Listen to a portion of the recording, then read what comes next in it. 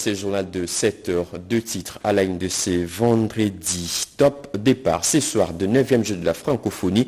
3000 jeunes et une quarantaine de pays représentés vont devoir s'affronter pendant 10 jours de compétitions sportives et culturelles. Kinshasa porte déjà ses habits de la fête et les portes du stade de Martyrs seront grandement ouvertes à partir de ce soir pour accueillir de milliers de spectateurs. L'entrée est gratuite. Reportage à suivre dans un instant. Et enfin, un chantier titanesque de réhabilitation des constructions de l'hôpital général de référence de Kinshasa, Exoma-Maïmo.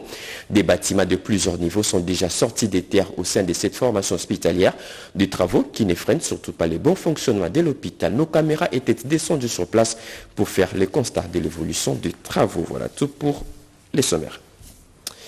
Mesdames et messieurs, encore une fois, bienvenue à vous sur une région à la radio-télévision nationale congolaise. Des tonnes de céréales gratuites pour 6 pays africains. Ces dons de la Russie sera distribué dans pratiquement 3 mois. Promesse faite par Vladimir Poutine, président russe, au terme du 2e sommet Russie-Afrique organisé à Saint-Pétersbourg, sommet qui a réuni plus d'une vingtaine de chefs d'État et de gouvernements africains. La RDC a été représentée à ses assises par le vice-premier ministre de la Défense Jean-Pierre Bemba Gumbu. D'autres détails dans ce duplex de Giscard Koussima. Pour le président de la Fédération des Russies, comparé au premier forum Russie-Afrique de Sochi, le 2e forum de Saint-Pétersbourg a battu le record d'affluence alors qu'il est organisé dans un contexte particulier. Au total, 16 chefs d'État africains, autant de chefs de gouvernement et des centaines de chefs d'entreprise ont fait le déplacement de la capitale culturelle des Russies pour ce grand messe. C'est par une acclamation frénétique de plus de 3000 participants que le président Vladimir Poutine a été accueilli dans la salle de plénière pour son allocution d'ouverture. Tout sourire, le président russe a été très pragmatique à travers une offre de services proposée aux Africains. Tout en reconnaissant le potentiel du continent noir, Vladimir Poutine a dit son intention d'entretenir un partenariat solide dans plusieurs domaines. Le commerce, l'industrie, la sécurité, les infrastructures, le numérique, l'éducation, bref, des domaines clés pour lesquels l'Afrique peine à trouver un partenaire sérieux. Au sujet des sanctions sur les céréales, Poutine n'a pas caché son étonnement sur une situation paradoxale. Nous sommes premiers producteurs de blé et nous ne pouvons donc pas priver nos frères africains de cette matière, a-t-il dit. Très pragmatique, il a annoncé la distribution gratuite de 50 000 tonnes de céréales aux pays africains, notamment le Mali, le Burkina, la République centrafricaine ou encore l'Érythrée. La République démocratique du Congo n'a pas été oubliée. Le président Poutine a dit avoir fourni des laboratoires ambulants à la République démocratique du Congo pendant la Covid-19. Nous sommes prêts à vous assister, a lancé le président russe aux dirigeants africains.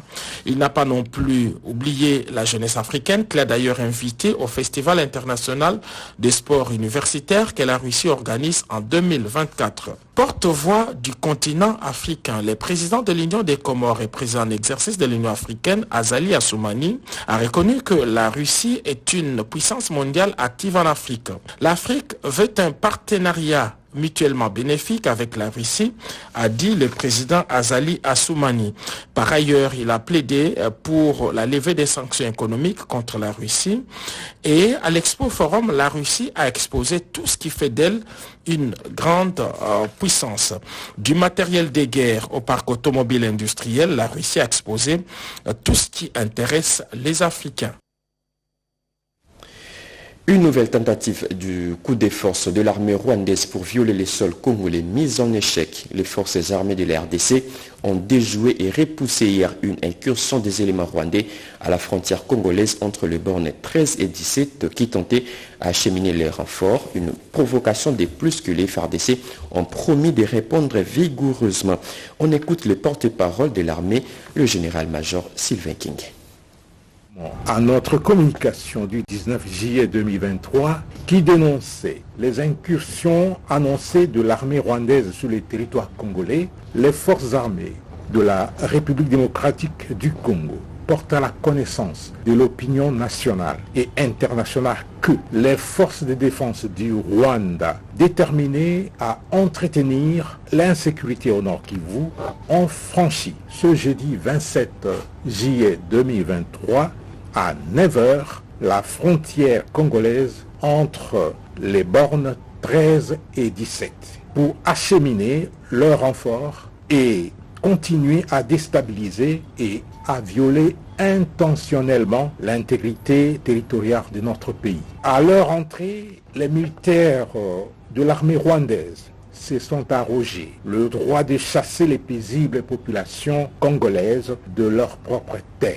Dans leur intervention, les éléments des forces armées de la République démocratique du Congo, chargés de la sécurité des frontières dépêchés sur le lieu, ont été attaqués par l'armée rwandaise. Les affrontements qui s'en sont suivis ont permis au FARDC de repousser les terroristes rwandais, auteurs de cette provocation intolérable, qui se sont repliés dans leur pays. Prenons à témoin, une fois de plus, la communauté nationale et internationale. Les forces armées de la République démocratique du Congo vont désormais répondre vigoureusement au coup par coup et exercer le droit de poursuite. La grille de programme de la chaîne TV5 Monde sera perturbée à partir de ce soir et ce pendant 10 jours. Cette chaîne, en tant que partenaire, va nous faire revivre en direct le grand moment du 9e jeu de la francophonie.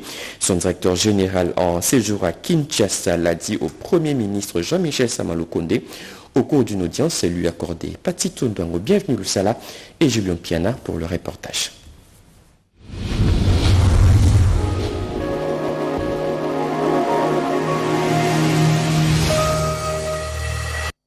TV5 Monde s'ajoute dans la liste de médias qui vont immortaliser les 9e Jeux de la francophonie à Kinshasa.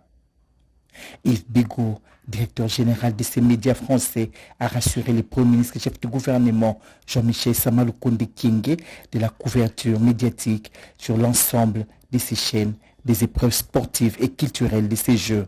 Et c'est là, en étroite collaboration avec la radio-télévision nationale congolaise, diffuseur hôte de cette fête francophone.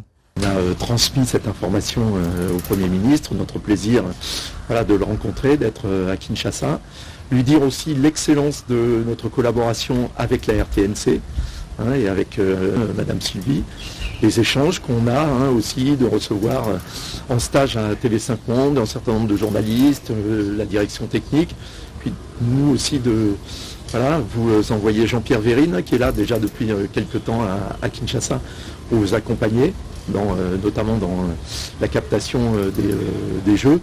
Et puis nous avons introduit l'idée que la RDC fasse partie d'une tontine de 7 États africains qui pourraient rejoindre sous ce mode très africain le financement et la gouvernance de TV5 Monde dans les années à venir. Et je ne veux pas parler à sa place, mais je pense que c'est une idée qui a été bien accueillie par le Premier ministre, comme d'ailleurs par le ministre de la Communication qui assistait à cet entretien. TV5 Monde compte accueillir en stage les journalistes congolais pour des formations et des échanges d'expériences, a conclu Yves Bigot. Le décor est déjà planté pour le démarrage le vendredi 28 juillet 2023 des 9e Jeux de la francophonie. Je le dis à l'ouverture de ce journal, le jour des joies est arrivé et Kinshasa a déjà dans ses habits de la fête. Les portes du stade des Martyrs seront grandement ouvertes à partir de ce soir pour accueillir de milliers de spectateurs et c'est gratuitement. Le 9e jeu de la francophonie débute dans pratiquement quelques heures. Tous les sites sportifs et culturels retenus vivent leur premier signe de la grande effervescence. Au stade des Martyrs, au stade Tata Raphaël, à l'Académie des Beaux-Arts, tout comme au musée, tout est fin prêt pour accueillir les athlètes d'ici quelques minutes. Gaëtan Magalano a fait la ronde de tous ces sites. Regardez. Dans quelques heures, les athlètes et artistes de plus ou moins 40 pays vont compétir pour 9 disciplines sportives et 11 compétitions culturelles durant 10 jours à Kinshasa au 9e jeu de la francophonie. Situé au centre-ville de Kinshasa, l'Académie de Beaux-Arts, site choisi pour servir de cadre à certaines compétitions culturelles telles que la photographie, la peinture et autres, attend déjà le début de compétition. Tous les ateliers sont prêts, donc le studio photo aussi est là, Les salles d'exposition aussi ont été apprêtées à cet effet. Il y a une grande communauté de l'Académie des Beaux-Arts, des artistes qui sont très enthousiastes à accueillir tous les invités de marque. Avec ses richesses culturelles et artistiques inestimables, le site du Musée national plante déjà le décor. Ici, artistes et touristes assisteront non seulement à la compétition, mais aussi à la découverte de la culture congolaise. Si l'Académie de Beaux-Arts, le Musée national affiche déjà complet pour accueillir le jeu de la francophonie, mais dans quelques heures, le Quinois se pose de questions. Quoi faire pour tout savoir sur le programme réel, le jeu et le site? La réponse à cette préoccupation est la suivante. Il suffit d'un clic pour télécharger cette application qui vous donne accès à tout. Admettons que je veux chercher une information sur la chanson ou la musique ou la rumba congolaise. Dans l'application, il y a une rubrique sur les chansons et j'entre et j'aurai toutes les précisions possibles. Loin du musée national, un restaurant au standard international sorti de terre pour permettre à plus de 1000 arbitres et officiels de 7h à 22h de goûter non seulement à la spécialité congolaise, mais aussi à seuls 2 autres pays membres de l'espace francophone. En tout cas, à continuer Moussala Naye. Confirmée gratuite. Ces nouvelles sur l'entrée au stade de Martyr, lieu du lancement, c'est vendredi, réjouit le Congolais.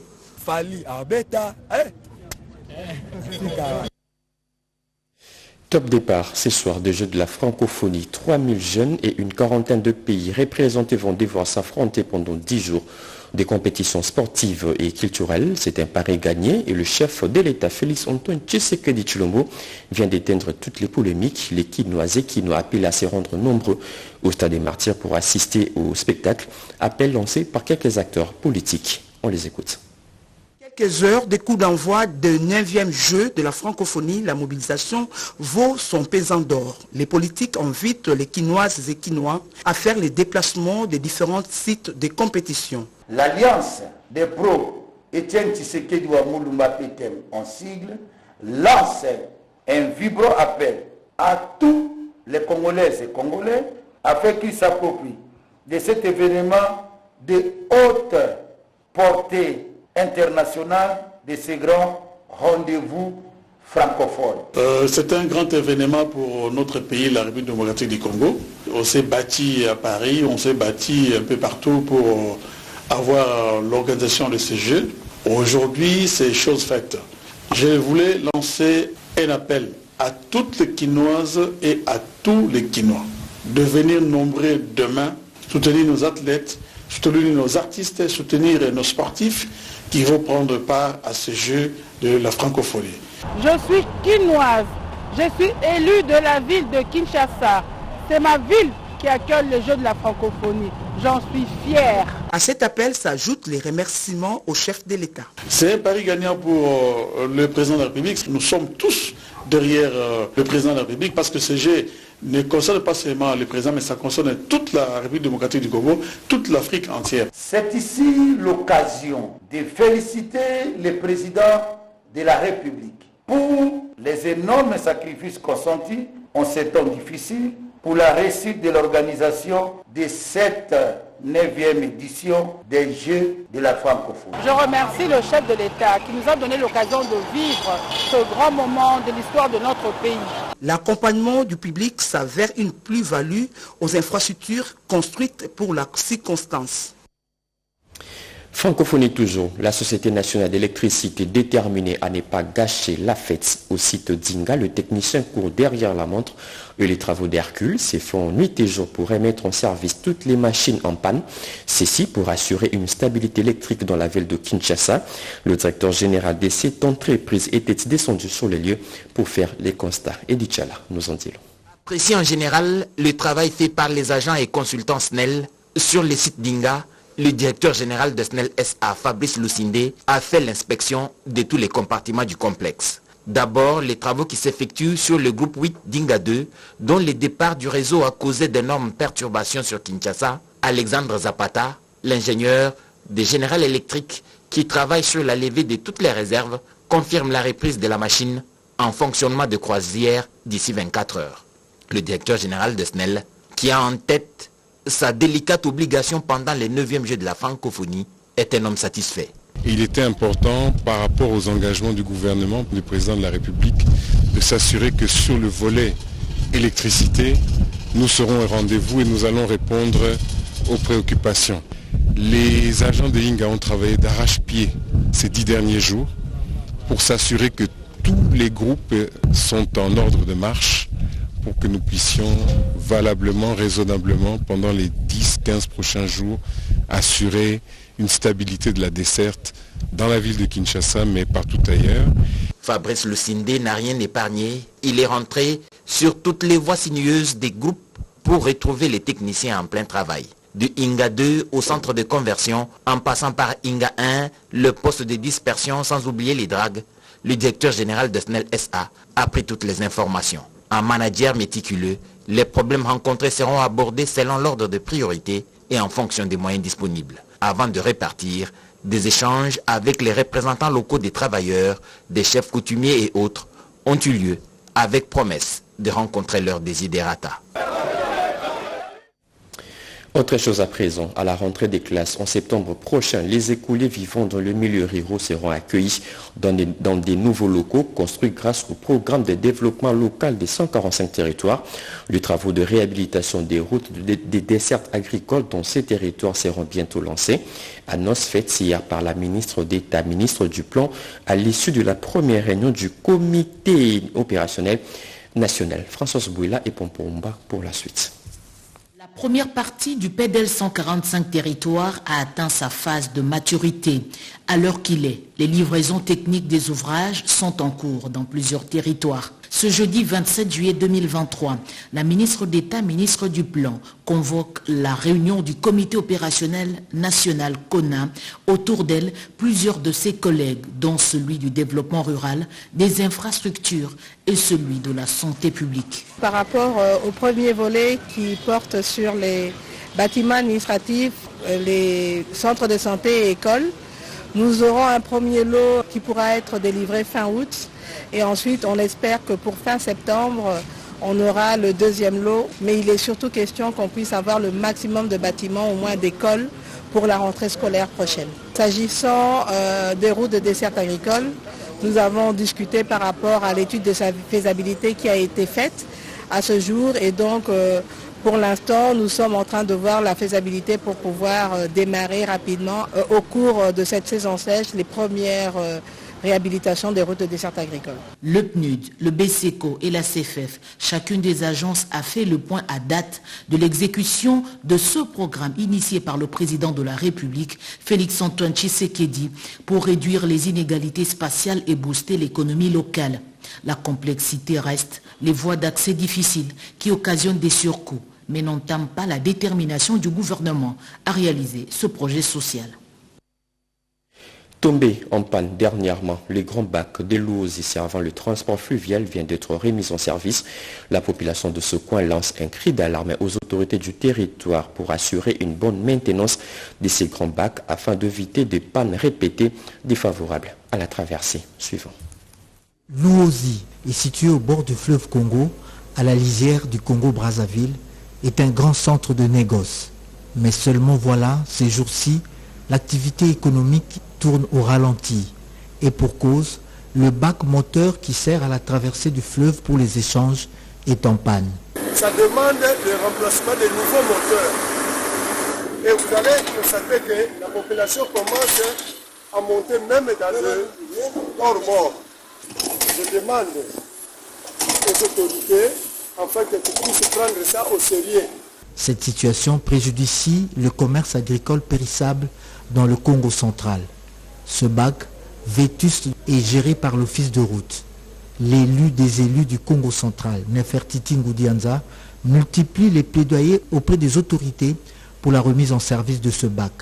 Elle s'est rendue dernièrement auprès des autorités de l'office de route pour plaider la cause de ce territoire qui compte près de 200 000 âmes. Nefertiti Ngoudianza, qui a fait plusieurs visites dans le coin, ne s'est pas arrêtée à l'office de route pour son plaidoyer.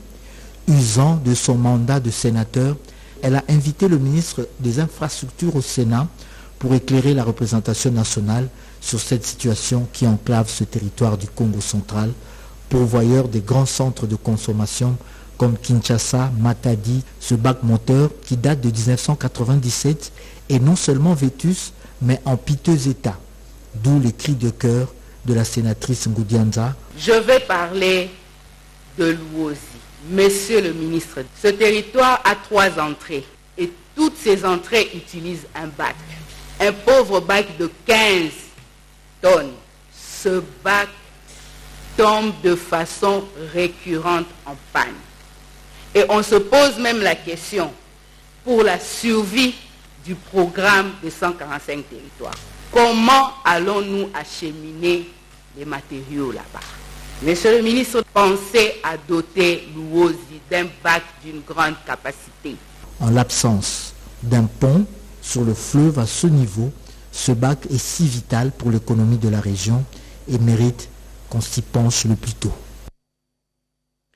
La tête de la régie des voies aériennes, désormais entre les mains d'un nouveau comité, récemment nommé par le chef de l'État. Cette nouvelle équipe vient de prendre le bâton des commandements.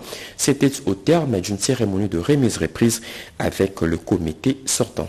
Regardez. Une nouvelle équipe à la tête du régulateur aérien qui est la RVA. Devant le comité de gestion et les membres du conseil d'administration entrant et sortant, bienvenue Liota, président du conseil d'administration sortant, a peint un tableau reluisant sur les perspectives de développement de la régie des voies aériennes et les potentiels dont regorge cet établissement public qu'il a estimé à la fois énorme et disponible. La RVA est sortie de l'immobilisme où elle était enfermée depuis plusieurs années. Elle est devenue aujourd'hui une société en état de fonctionnement normal. À ces jours, la RVA continue sans désemparer à faire décoller et atterrir des avions dans ces plateformes aéroportuaires. Au sein de la RVA, le climat de travail est serein. La paix sociale millénaire. Nommé au terme d'une ordonnance présidentielle, le nouveau PCA, le professeur Trifon Kinkemulumba, s'est dit conscient de cette lourde responsabilité et place son mandat sous le signe de l'engagement, le professionnalisme et la sécurité aérienne. Nous sommes à la tête d'une entreprise qui est la porte d'entrée, la porte de sortie, mais vous pouvez être sûr que la nouvelle équipe sera en mesure de faire le travail qui lui revient. Je peux vous assurer que nous nous battrons pour que la cohésion la plus parfaite règne entre nous. Trifon Kinkemulumba, président du conseil d'administration entrant, est confiant. Ces missions régaliennes vont être pérennisées à travers la matérialisation des réformes engagées qui auront une touche particulière.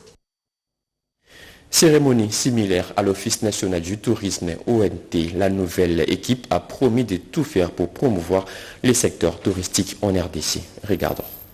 Signature non seulement pour entrer en fonction, mais aussi pour les mettre en face de défis dans le secteur touristique congolais. C'est l'essentiel que l'on peut retenir de la remise-reprise organisée à l'Office national du tourisme. Paul Diakessé, récemment nommé au poste de directeur général adjoint à cet office, a reçu des outils de travail de main de son prédécesseur. Même exercice entre les PCA sortants et Mme Malika Moukubou, nouveau président du conseil d'administration de l'ONT. Le secrétaire général au tourisme, directeur de cabinet du ministre, Madame le directeur général de cet office reconduite à ses postes et autres membres du conseil d'administration ont rehaussé de leur présence cette cérémonie. Au nom de la tutelle, le DIRCAB a à cette occasion énuméré les problèmes qui entravent le développement du tourisme en République démocratique du Congo. Les 2 nouveaux mandataires ont à cette occasion affirmé leur volonté de travailler pour relancer les secteurs touristiques. Un tel défi commence par la prise de conscience de notre devoir de travailler en équipe soudée, solidaire et dépositaire du devoir de la mission. J'aimerais rassurer Madame DCA et Madame DG de ma collaboration. Je ne suis pas sur un terrain conquis. L'expérience de Madame DG, je m'y accrocherai. De l'occasion pour remercier le chef de l'État qui, une fois de plus, a renouvelé sa confiance à ma modeste personne. Avec de nouvelles figures à l'ONT, les jalons sont posés pour redynamiser le secteur touristique congolais. Des milliers de personnes privées de leurs habitations, des constructions anarchiques ont été détruites dans la commune de Mikuba de la province du Haut-Katanga. Ces maisons ont été construites sur le couloir des lignes haute tension de la SNEL SA. Yvette Makuntima pour la suite. Les regards dans les vides, un peu comme sonner après un coup de massue. Ces messieurs, en image, n'en revient pas. Sa maison a été réduite en cendres. Le voici, sans abri. Nous sommes dans les territoires des Kambov, dans les quartiers Mikuba, cellule des sports annexes, où les habitants ont vu leur maison démolie sur arrêté ministériel. Ces occupants illégaux ont spolié les emprises de la Société nationale d'électricité, SNEL SA. Des sites où sont érigées les lignes haute tension qui présentent un danger en cas de sectionnement des conducteurs électriques nus en cuivre ou en aluminium. Près de 800 parcelles ont été visitées par les bulldozers. C'est une situation qui nous a tous fait mal, mais malheureusement ils étaient dans une position irrégulière. Ils étaient sensibilisés depuis longtemps. Une partie de nos compatriotes était même indemnisée par rapport à cette occupation par la société Micas. Et cette population ne s'était pas déplacée et elle est retournée, et quel que soit avoir perçu le petit lien. Voilà, il a plu au ministère de l'énergie qui réclamait son espace de les faire déguerpir. Mais qu'à cela nous tienne, avec les services de cadastre, à essayer de raisonner autrement pour les soulager tant soit peu. Tous ceux qui avaient perdu les parcelles sous cet aspect de démolition, ils ont même les parcelles du côté Kabuto et on est en train de lotir. Tout le monde a déjà eu une parcelle. C'est à eux d'en profiter pour essayer de valoriser ça. La loi est dure, mais elle sera appliquée dans toute sa quintessence à l'endroit des contrevenants. La maison de diabète de l'hôpital Saint-Joseph, totalement réhabilitée par la fondation Godard Motemona, son président, le vice-ministre Domine, était descendu sur place pour faire les constats.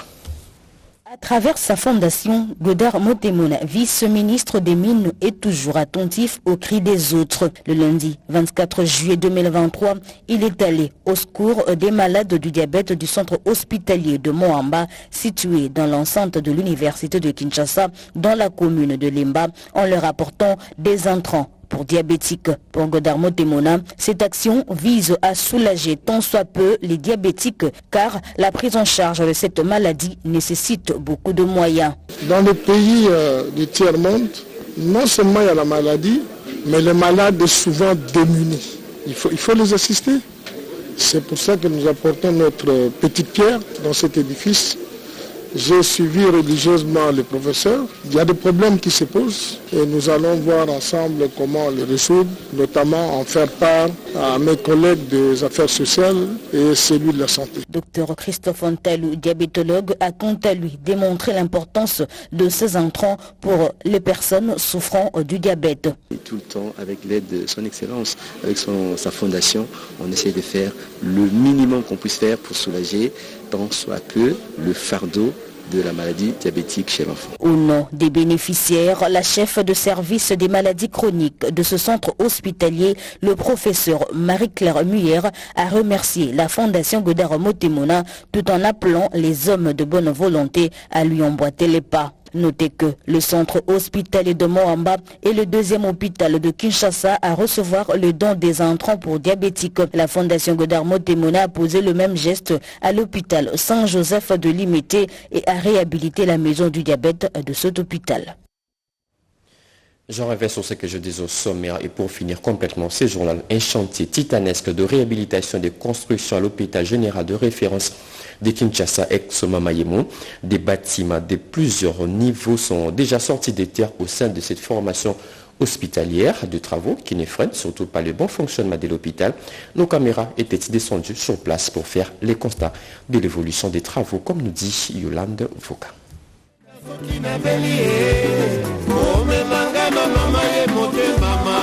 Une chanson qui rappelle l'état dans lequel Félix Antoine Tshisekedi a trouvé l'hôpital général de référence de Kinshasa, ex-Mamayemo. Mais aujourd'hui, ce sont des bâtiments imposants, symboles de la grandeur du Congo qui est rené de ses cendres.